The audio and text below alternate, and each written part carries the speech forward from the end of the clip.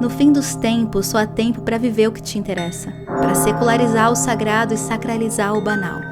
E para nós, criadas no caos, samambaias de asfalto, esperar o fim é tônico de ação e vida. Somos pessimistamente esperançosas e apocalípticas até os últimos dias. Eu sou Nathalie Neri e esse é o seu novo podcast dominical sobre a vida. Eu não sei quais os tipos de coisa que você faz para aliviar a sua mente, mas de uns anos pra cá, pra mim tem sido consumir entretenimento simples. BBB e companhia, pra ser mais específica. Nessa última semana, o BBB 24 acabou e a gente tem um novo vencedor, que é o Davi. Não sei se você acompanhou o reality nessa última temporada, mas nós tivemos grandes nomes, personagens com muita força e presença, que acabaram marcando o programa independentemente de ter ganhado ou não. E claro, esse podcast não é sobre eles, é sobre você e sobre mim e eles. Com a coroação do grande vencedor do BBB 24 e os seus quase 3 milhões de reais em prêmio, muito dinheiro, né, gente? Eles abriram inscrição para a nova temporada de 2025, que dessa vez vai ser em dupla, um show. Acho que vem aí. Mas todas as vezes que eu penso sobre um reality show, e principalmente quando a gente começa a descobrir quem são as pessoas que vão entrar nesses programas, eu começo a refletir, eu nunca seria capaz disso. Seria capaz do quê? De entrar no reality? Não, de me inscrever. Em algum momento da trajetória deles no programa, seja na final ou lá no começo, eles acabam mostrando trechos dos vídeos de inscrição desses participantes. Inclusive, às vezes, a própria Rede Globo acaba soltando alguns trechos nos seus programas paralelos de divulgação do reality. E é sempre aquele papo clássico. Eu sou bem encrenqueira, eu não levo desaforo pra casa, eu vou ser 100% verdadeira. Eu sou uma mulher que gosta de seduzir. Eu sou um homem que não fica quieto, que vai fazer todas se apaixonarem. Se me atacar, eu vou atacar e por aí vai. E todas as vezes que eu vejo esse show de autoafirmação e talvez suposto autoconhecimento, eu me pergunto por que eu não sou capaz de me definir com palavras e conseguir distinguir de uma forma tão clara todos os meus defeitos e as minhas principais características que poderiam me ajudar ou não em um reality show, ou não só em um reality show, mas em qualquer área da minha vida. Você sabe, quando você olha pra você, quais são as suas maiores qualidades e seus maiores defeitos? E melhor, você sabe como descrever essas maiores qualidades e maiores defeitos de modo a seduzir as pessoas? Eu, por exemplo, às vezes sou rude. Pelo menos é um feedback assim que eu tenho frequentemente de amigos e família. Natália é muito rude, Natália fala as coisas na cara, meio sincericida, e eu juro que eu nem acho que eu vou machucar. Eu só falo as coisas. E eu acho isso péssimo, eu realmente não queria ser assim. Eu queria ser a pessoa que tivesse acesso a uma comunicação não violenta, sabe? Que soubesse falar as coisas com calma, verdade e parcimônia. É aquela conversa que tudo se pode dizer, mas como é que é esse ditado mesmo, gente? Eu sempre esqueço. Ai, esqueci como é que se diz isso. Não sei se é um ditado, não sei quem disse essa frase, mas é aquela. Tudo pode ser dito com uma colher de mel na boca. Queria ter a colher de mel na boca. Não tenho, infelizmente. E eu não consigo trazer essa característica minha, que eu sei que é algo que eu não tenho orgulho, de uma forma positiva pra tipo, eu vou falar tudo. Talvez seja bem assim, né? Não, eu vou chegar lá e eu vou falar tudo. Eu não vou engolir um desaforo, porque eu não sei esconder. Eu não sei esconder o que eu sinto, e se eu me sentir desconfortável ou ver uma injustiça, eu vou hablar. Realmente eu já tenho um tom aqui de personagem de reality show, realmente. Talvez eu consiga. Talvez quando a gente força, a gente consegue. Mas ainda assim isso não torna menos confuso, porque eu também só tenho plena consciência desse meu traço de personalidade, porque é uma coisa que as pessoas sempre me dão feedback de que eu preciso dar uma melhorada. Mas e as coisas que as pessoas às vezes não têm coragem de me dar feedback? E pior, para além dos meus defeitos ou dos seus defeitos, que eu tenho certeza que são muito fáceis de você definir e listar, afinal, as pessoas tendem a apontar mais os nossos problemas do que as nossas qualidades, né? Como é que você lista aquilo que você é bom? A gente meio que nem sabe quais são as suas habilidades interpessoais que você colocaria em uma ficha de inscrição para um reality show. Eu acho que eu sou boa me comunicando. Eu acho que eu sou empática. Mas ao mesmo tempo eu sei que ser empática pode me fazer tomar várias perspectivas e perder o meu centro. Eu geralmente sou meio Maria vai com as outras no sentido de, putz, eu entendi o lado dessa pessoa. Putz, eu entendi o lado daquela pessoa. E de repente eu entendi tanto todos os lados que eu não tenho o meu. Que o meu lado é simplesmente entender todos os lados. Isso não é um traço interessante. Nem para reality show e nem para o mercado de trabalho. que é um outro momento em que você também tem que saber fazer uma descrição bastante específica sobre você. Recentemente eu ia me inscrever para um projeto muito incrível ligado à educação ambiental. Só que eu já estou fazendo uma graduação, então eu acabei desistindo. E, enfim, entendendo que eu não ia dar conta de lidar com aquilo direito, então eu nem ia fazer. Estou fazendo inclusive uma graduação em estética e cosmética que não é da minha área de humanidades, então eu estou tendo que me dedicar um pouco mais. E no processo de inscrição desse projeto para fazer esse curso, eu tinha que fazer um currículo. E aí eu assisti um workshop que eles deram sobre como fazer um currículo ideal. E aquilo foi bastante complexo para mim. Eu já tive que fazer um currículo antes, claro, porque, enfim, no mundo acadêmico e buscando as minhas oportunidades de estágio, eu tentei muitas coisas antes de trabalhar só com a internet. Mas eu confesso que eu ouvi de alguém, do RH, ou que está profundamente dentro desses processos de recrutamento que eles esperam do seu currículo, me deixou muito confusa. Exemplo. Para determinada vaga você precisa ser comunicativo, para determinada vaga você precisa ser dinâmico, para determinada vaga você precisa ser proativo, ok. Mas como é que você vai descrever isso sem dizer isso de maneira óbvia? Aí a moça dizia, você tem que mostrar nas suas experiências os momentos em que você teve a habilidade de desenvolver tudo isso. Você não vai escrever que você é proativa. Você vai narrar dentro do seu currículo, brevemente, um projeto em que você realmente foi proativa. E escrever que esse projeto te deu as habilidades de proatividade, você desenvolveu elas assim, assim, assado. Naquele momento eu falava, realmente, eu me sinto, exemplo, né, aleatório, comunicativa e proativa. Eu não me sinto muito proativa, mas vamos supor que proativa fosse o meu foco. Eu preciso realmente conseguir fazer um mapa estratégico das minhas habilidades. E mais, eu preciso conseguir lembrar e mostrar para aqueles recrutadores os momentos em que eu desenvolvi cada uma delas. Eu não sei quando eu aprendi a ser uma boa ouvinte. Talvez ouvindo os meus pais, talvez ouvindo a minha mãe, talvez ouvindo as minhas tias, sei lá. Eu não sei quando eu aprendi a ser sincera, eu não sei em que momento eu desenvolvi esse tipo de habilidade. Eu sei quando eu aprendi a me comunicar bem, quando eu chorava em casa porque as pessoas falaram que eu fiz uma coisa e eu não tinha voz para levantar e me defender no meio da aula da 3ª série.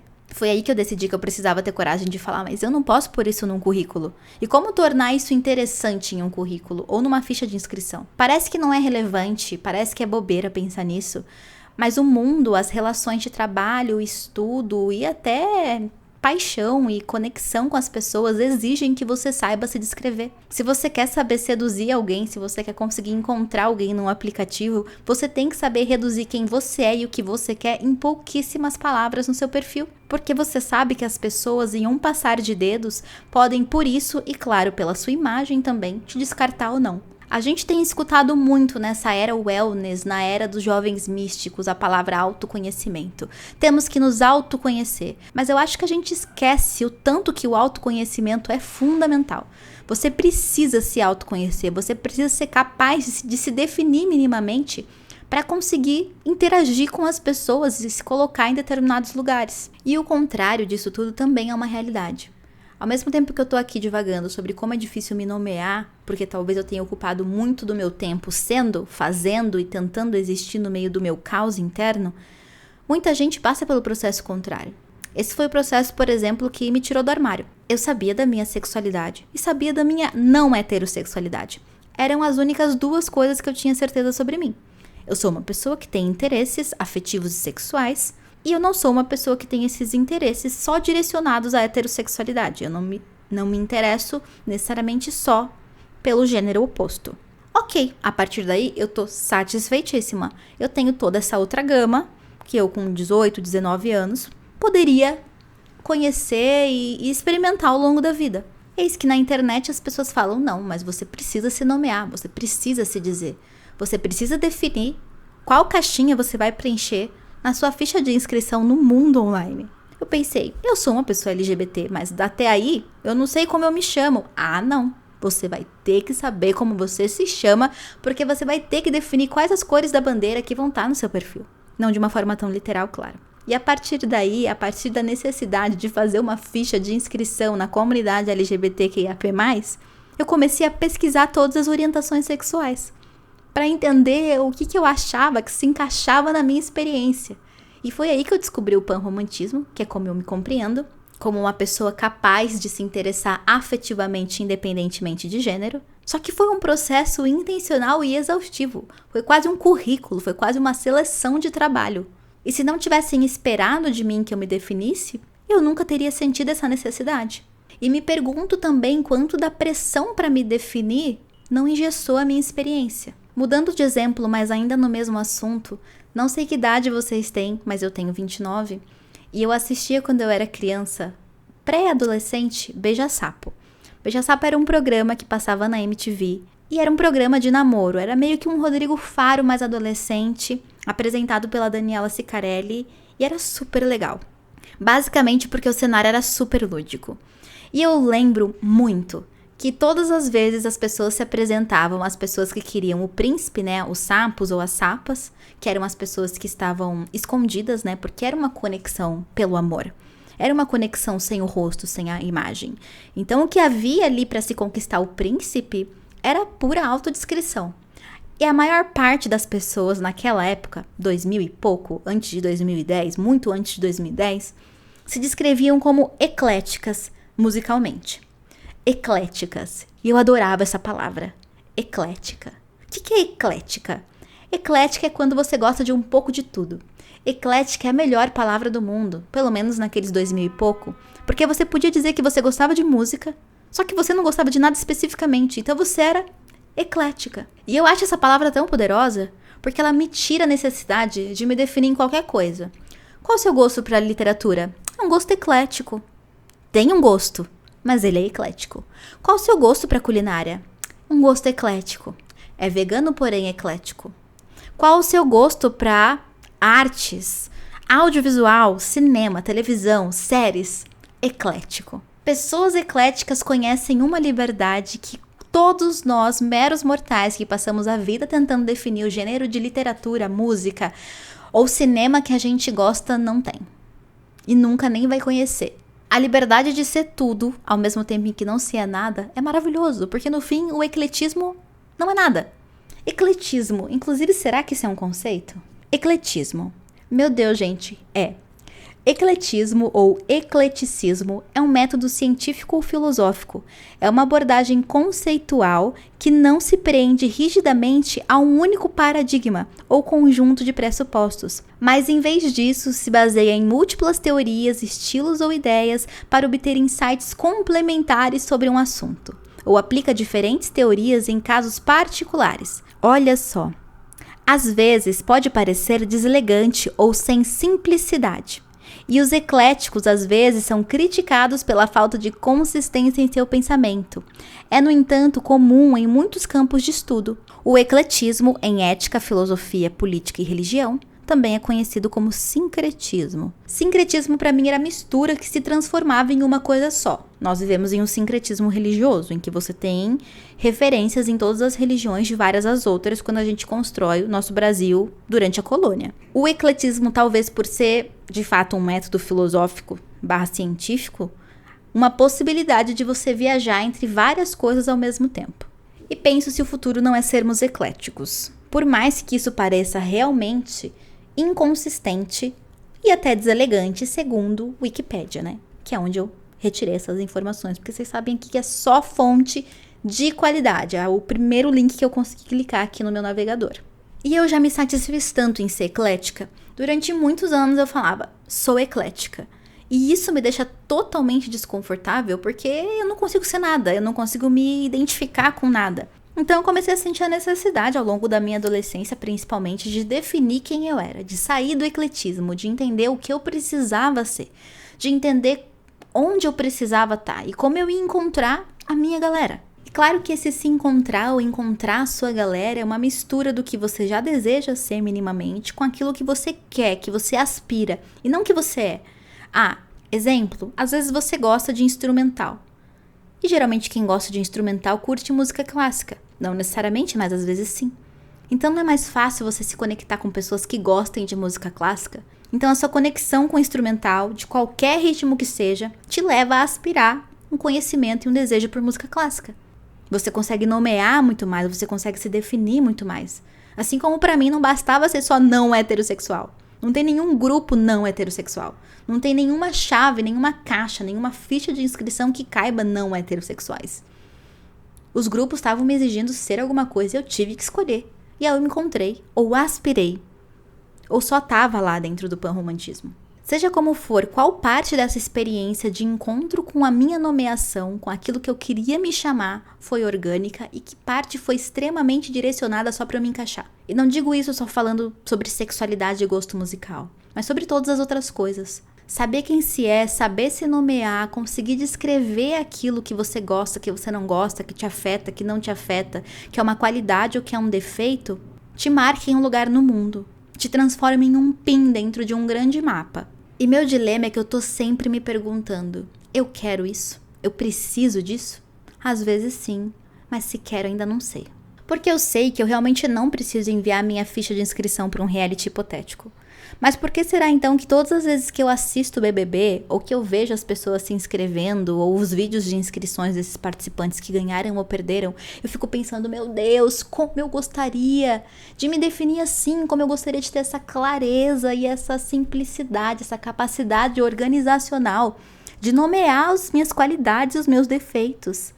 Claro que entendendo que a maior parte daquilo pode ser inventado e com certeza é, mas só a audácia e a coragem dessas pessoas de dizerem eu não levo desaforo pra casa, eu brigo sim, eu reclamo sim, eu sou extremamente amiga e verdadeira e apaixonada.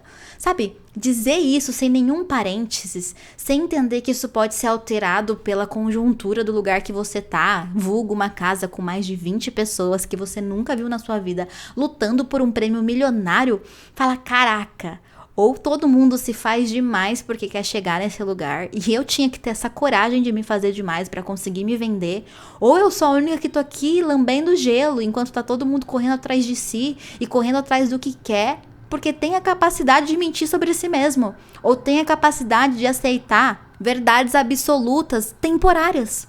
E se hoje eu for super sincera?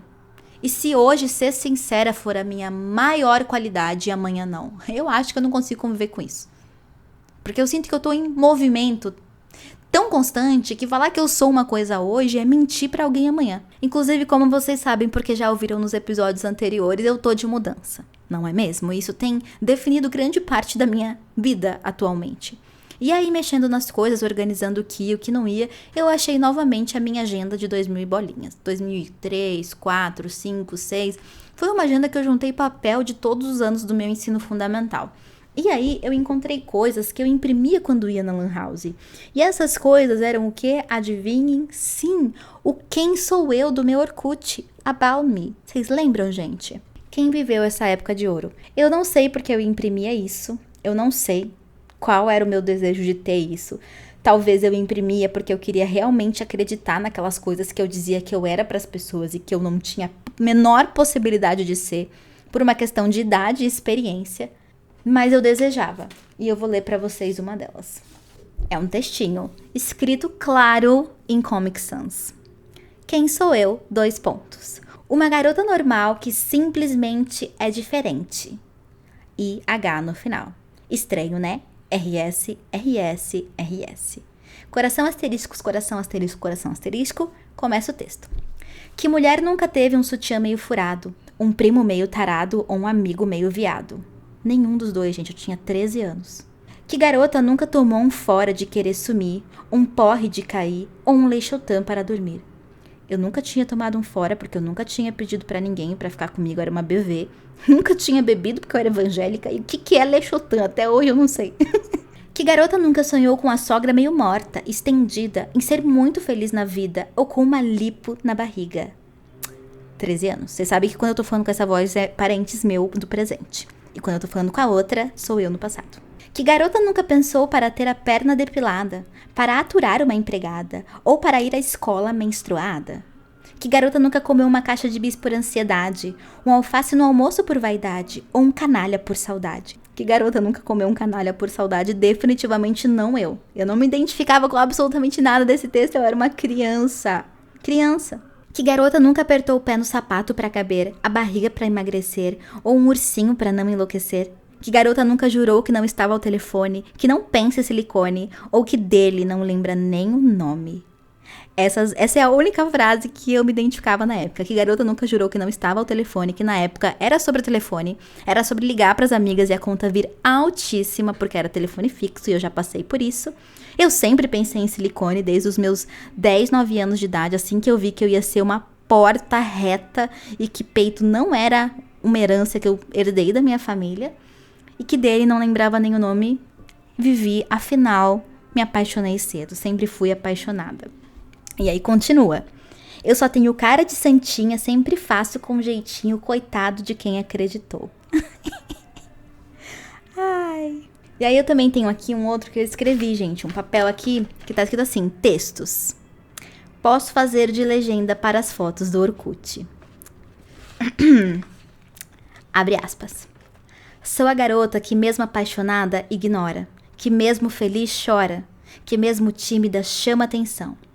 Sou a garota que mesmo complicada é perfeitinha, que mesmo realista se ilude. Sou a menina que mesmo chata é amada. Sou a menina que mesmo amando é odiada. Sou a menina que mesmo de mau humor é simpática. Quer uma garota perfeita? Compre uma Barbie. Articulada, linda, manipulável e que não pensa. Porque eu tenho defeitos, personalidade própria e capacidade mental. Sacou? Com K, O, tio, U. 2 interrogações. Sorriso de menina, cabeça de mulher, coração de criança. Como ela era ousada. Que mulher essa menina de 12, 13 anos, hein? E o mais louco é que eu imprimi e guardei isso como a minha maior riqueza. E você consegue se lembrar talvez do momento em que você desejou ser alguém? Em que você fez uma ficha de inscrição imaginária, desejando se tornar aquela pessoa, porque às vezes você se tornou. Eu amava mulheres fortes, eu amava mulheres independentes, eu amava ver garotas em filmes que não levavam desaforo pra casa, que eram audaciosas, que não tinham medo de machucar ninguém, porque eu sempre quis agradar demais. Talvez por isso eu pegava uns textos assim, meio foda-se, sabe? Eu sou humana, eu não sou perfeita, eu não tô aqui pra agradar ninguém. Porque era isso que eu desejava ser. E fico pensando quanto disso eu não virei. Claro que eu não tenho ainda metade dessas experiências, porque eu fui evangélica por muitos anos. Mas eu acho que tudo isso meio que me definiu, sabe? O desejo de ser essas pessoas, de poder dizer que essa era eu, me fez chegar em algo ao mesmo tempo que longe, próximo. É que nem os norte-americanos falam, sabe? Fake until you make it. Seja como for, vez ou outra eu tô pensando que eu vou ter que preencher uma ficha de inscrição hipotética imaginária e eu não vou saber dizer quem eu sou e por isso eu vou desagradar e não conseguir nenhuma das minhas possibilidades. E eu já tive esses incômodos antes, já conversei com muita gente antes, inclusive com uma amiga minha, Fabiana Marta, que era uma terapeuta e astróloga e uma mulher assim, inspiradora, sabe? Que manja muito da vida e que eu gosto muito de conversar porque sempre me abre a cabeça. E uma vez eu tava falando com ela justamente sobre não consegui me definir. E justamente também, acho que até no BBB passado, porque todo BBB eu fico me perguntando essas mesmas coisas. Tipo, eu falava, Fabi, mas como? Como as pessoas têm tanta capacidade de se definir? Como as pessoas têm certeza de como elas vão se comportar lá? E como às vezes elas sabem que elas não vão se comportar desse jeito, mas batem no peito e falam, eu vou fazer assim. Tipo, elas não têm medo de frustrar, elas não têm medo de se enganarem. E eu falava, eu dedico tanto tempo em autoconhecimento, escrevendo diário, meditando com óleos essenciais e terapia, e eu não tenho a menor capacidade de me reduzir a uma palavra ou duas. Eu não tenho a menor capacidade de reduzir os meus defeitos e as minhas qualidades numa frase. Talvez justamente porque eu passe muito tempo pensando sobre mim, né? E aí eu perco a minha capacidade analítica de síntese, eu perco a minha possibilidade de reduzir o que eu sou. Talvez. Mas eu lembro que ela me disse uma coisa que mudou muito a forma como eu passei a me enxergar. E uma coisa que, inclusive, eu já sabia academicamente. Ela falou que a gente só se conhece e se define na relação com o outro. Que todas as vezes que a gente sabe quem a gente é porque a gente tá falando com outra pessoa. E não é que esse é o conceito de alteridade, o conceito que eu descobri no meu primeiro ano de graduação. E que tava lá se aplicando na minha vida, fazendo a praxis, né? Saindo desse lugar reflexivo, teórico e se colocando na realidade. Eu não sabia quem eu era porque eu passava muito tempo dentro de mim, pensando em primeira pessoa, como primeiro observador, não como terceiro, se vocês assistiram o episódio anterior do podcast, sobre os meus problemas. Quando é na relação com o outro que você consegue se enxergar. É na relação com o outro que eu fui chamada de rude. É na relação com o outro que eu fui chamada de empática. É na relação com o outro que eu fui chamada de sincericida. Eu nunca daria esses adjetivos pra mim porque não é assim que eu sinto em primeira pessoa. Mas foi na relação com o outro que eu entendi quem eu era. Então será que a resposta para você saber quem você é se expor a outras pessoas? E principalmente a outras pessoas que não estão acostumadas com você?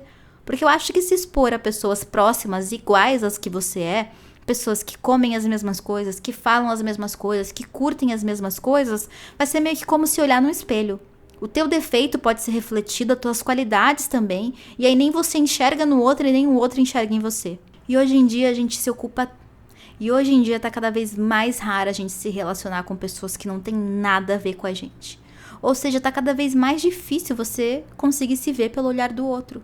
Tá cada vez mais difícil achar as palavras pra colocar na tua ficha de inscrição. Não que elas vão ser definitivas e se o outro falou que você é chata, você é chata. Mas geralmente é um acúmulo, né, de experiências repetitivas sobre algo, né? E geralmente se uma coisa acontece sempre com você, talvez o problema seja você, não o outro te apontando.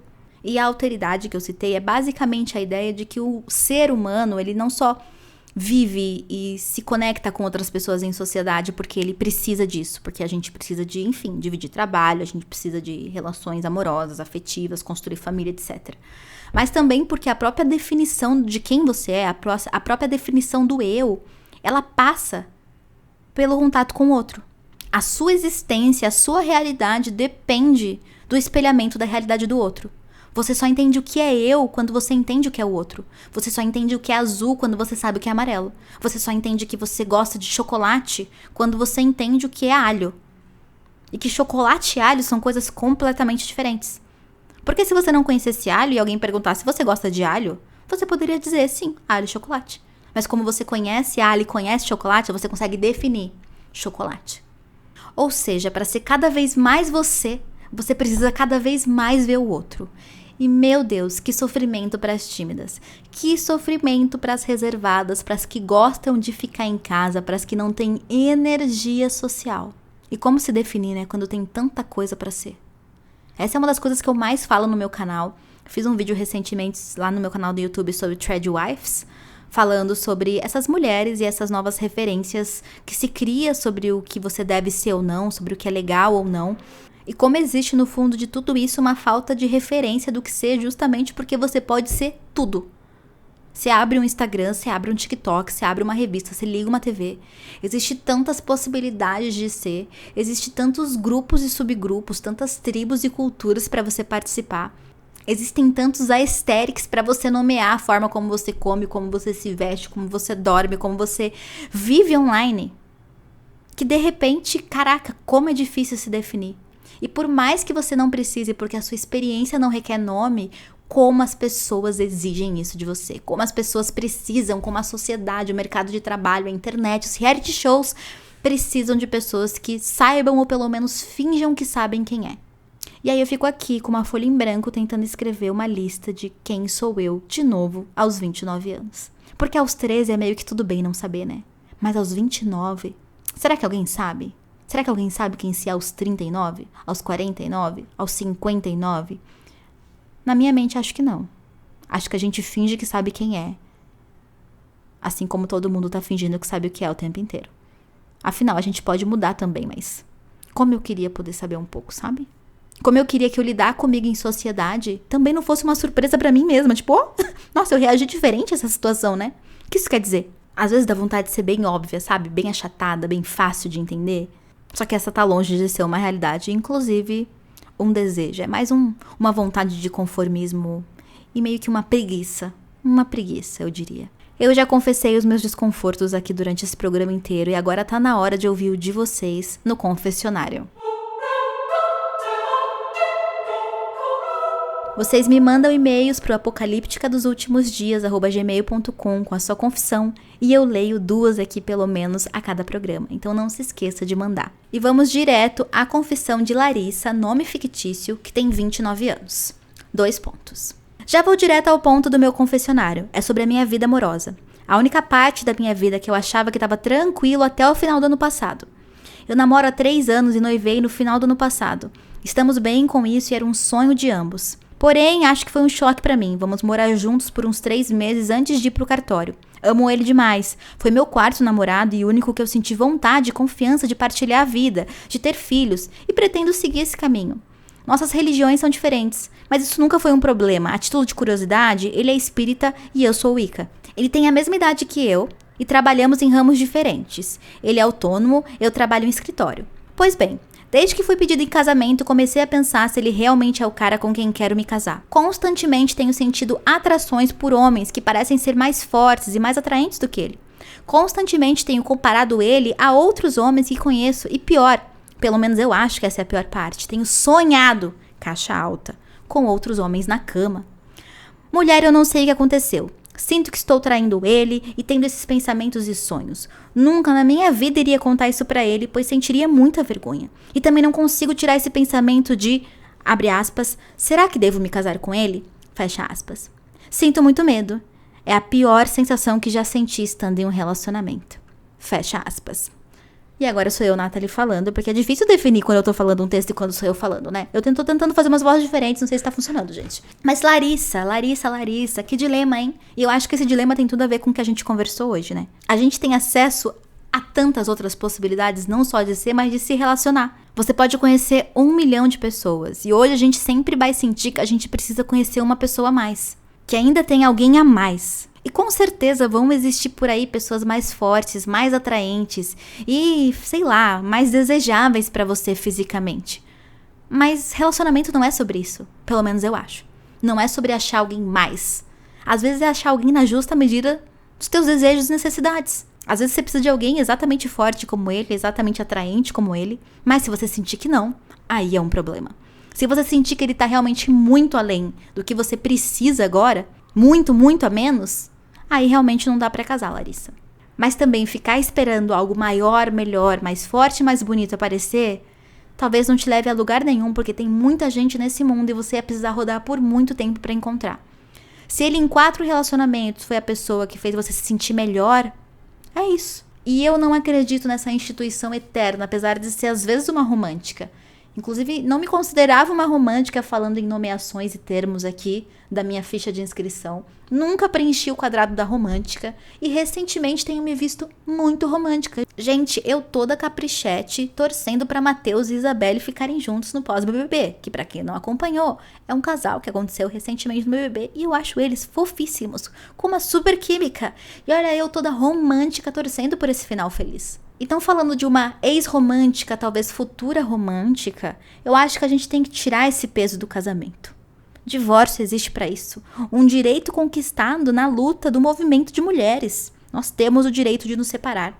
Nós temos o direito de não carregar o nome do nosso homem. Nós temos o direito de não sermos definidas pelas nossas relações e pelos nossos relacionamentos.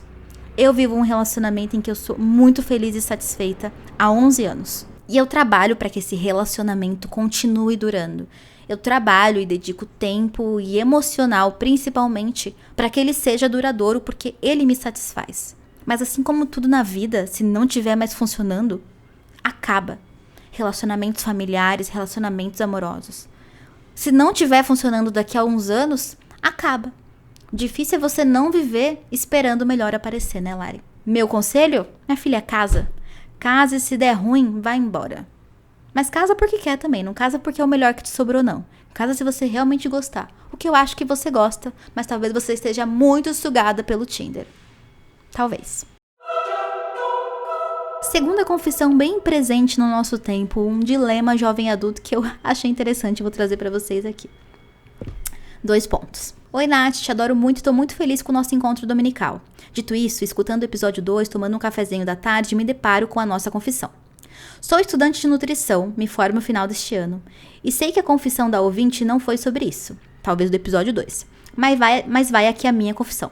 Estou tão cansada, mas tão cansada dessa ideia de alimentação alienada, de ter que pesar as coisas, tomar shots matinais, se encher de creatina e mais horrores devotos de Mayra Card.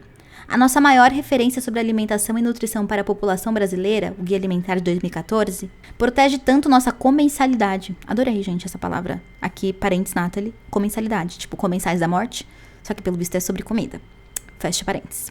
Nosso apreço pelo ato de comer. Mas a nutrição instagramável deixa as pessoas com uma ideia tão deturpada do que é comer saudável, que é só a junção de comer mais saudável, e isso me dá arrepios. Porque afinal, o que é saudável para você, pessoa única? E por que você acha que pesar os macronutrientes é saudável para qualquer ser humano vivo? Imagina que chatice!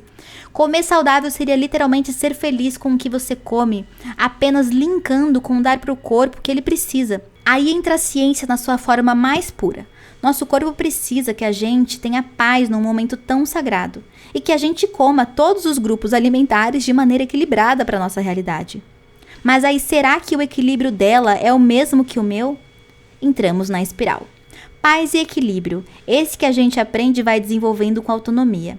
Pessoas não conseguem desenvolver autonomia alimentar, que nossas vós, mães e tias passaram anos desenvolvendo, por conta de uma pressão sexista com toda certeza, e preferem seguir uma norma esquisita de uma blogueira, ou até de um profissional meio ruim que falaram no Instagram de 1 milhão. Enfim, mal me formei e já cansei. A verdade é que percebi que odeio o fato de que preciso modificar a percepção alheia para ser considerada uma boa profissional nesse meio um pouco podre. Um pouco cansada de lutar por um direito básico humano. Total preguiça. E na minha cabeça vem só aquele meme. Ai, Mona, então tá. Ponto final. Que dilema, hein? Adoro ouvir os dilemas de profissões. Gente, eu adoro ouvir os problemas de outros profissionais de outras áreas. Porque às vezes a gente vê a vida, a gente vê assim, eu como criadora vejo a internet, as coisas acontecendo, eu fico, não é possível que só eu odeio isso. E aí você vai vendo que outras áreas, todo mundo tem seus haters, todo mundo tem os hates que dão, todo mundo tem os desconfortos que tem, tá todo mundo puto porque alguma coisa tá sendo distorcida pela internet, só que a gente pode ter certeza unanimamente é que influenciadores são desgraças no mundo, mentira. Aquelas eu sou, né, gente? A gente sabe. Mas eu também tenho um vídeo no meu canal chamado Por que odiamos influenciador. E todas as áreas, independentemente do seu recorte ou espaço de ação, tem algum hate para criadores de conteúdo, né? E aí, querida, eu só posso dizer que não sei. Recentemente também tenho pesado os meus macros e é chato pra caramba e você tem toda a razão. Como é que a gente faz? Não sei, mas por favor, não desista de ser uma profissional da saúde, de nutrição. Você vai se formar e vai ajudar a gente. E talvez o sonho do oprimido é ser opressor. E você vire uma blogueira de nutrição que vai falar sobre alimentação saudável de uma forma não quantificada caloricamente. Fica aí o meu desejo pra você, amiga. Não sei se é um desejo muito bom, mas que você se forme, esse com certeza é um desejo bom. A minha confissão é esse programa inteiro, né, gente? Basicamente, o confessionário é a parte do culto aqui, né, principal, em que eu trago os meus desconfortos, quase sempre desconfortos. Eu acho que eu também tenho que trazer coisas que não são desconfortos, né? Nesses últimos 4 episódios, eu acho que eu só falei sobre dilemas meio que existenciais. Inclusive, eu tô ficando com muita dó de várias pessoas que falaram, Nathalie, vai fazer eu chorar, ouvir? Porque às vezes eu compartilho algumas pessoas falando sobre o podcast no Instagram, no Twitter. Ah, porque se fazer eu chorar, eu não posso assistir porque eu já tô com muito dilema social, pessoal, individual. Alguém falou esses dias, inclusive, na minha DM. Nathalie, é muita crise existencial? Porque eu já tô muito louco sozinho. E aí eu falei, é muita crise existencial. Mas pelo menos você vai ver que você não tá louco sozinho. Acho que a apocalíptica dos últimos dias é meio que sobre isso. E o nosso momento de sabedoria. Quando eu trago, resumidamente, o nosso tema de hoje com um pouco mais de positividade.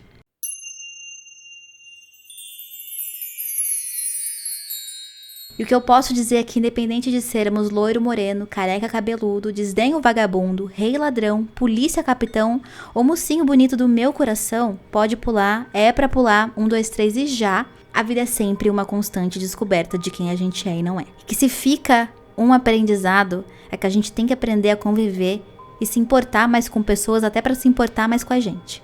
A gente tem que aprender a se conectar com o outro, enxergar o outro pra conseguir enxergar a gente. E que, inclusive, chamar alguém de autocentrado como sinônimo para egoísmo é a maior mentira.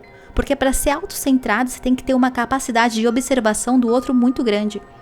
Para ser egoísta o suficiente ou egóico o suficiente para dizer o que você é, o que você não é, o que você quer, o que você não quer, você tem que ter passado muito tempo observando todo mundo ao seu redor para saber o que você gosta ou não gosta, concorda ou não concorda. Seria a autocentração, na verdade, o maior exercício de observação alheia? Seria o desejo de autoconhecimento talvez a maior possibilidade de conexões interpessoais que uma pessoa poderia fazer? E com certeza no desejo de se conhecer, a gente acabe conhecendo mais o outro. Talvez o olhar pra dentro é na verdade só olhar pra vários foras e depois voltar e conseguir equilibrar e entender o que tem a ver e não com o que você viu. Tá na hora de sair da caixa, tá na hora de quebrar o casulo, tá na hora de crescer e entender que ser tem a ver com o mundo. Seja loira, morena, careca ou cabeluda, desdenha ou barriguda. Como eu amava essa música. Estrelinhas do meu coração. Muito obrigada por terem ouvido mais esse episódio de Apocalípticas dos últimos dias. E até o próximo. Não se esqueça de nos seguir no Instagram, a gente tem uma página aqui. Gostaria muito que vocês compartilhassem lá no Instagram, na postagem desse episódio, algum tipo de dilema pessoal, individual ou coletivo que você tenha e talvez eu tenha também e seja ótimo trazer pra cá. Um grande beijo e até o nosso próximo encontro dominical às 6 horas.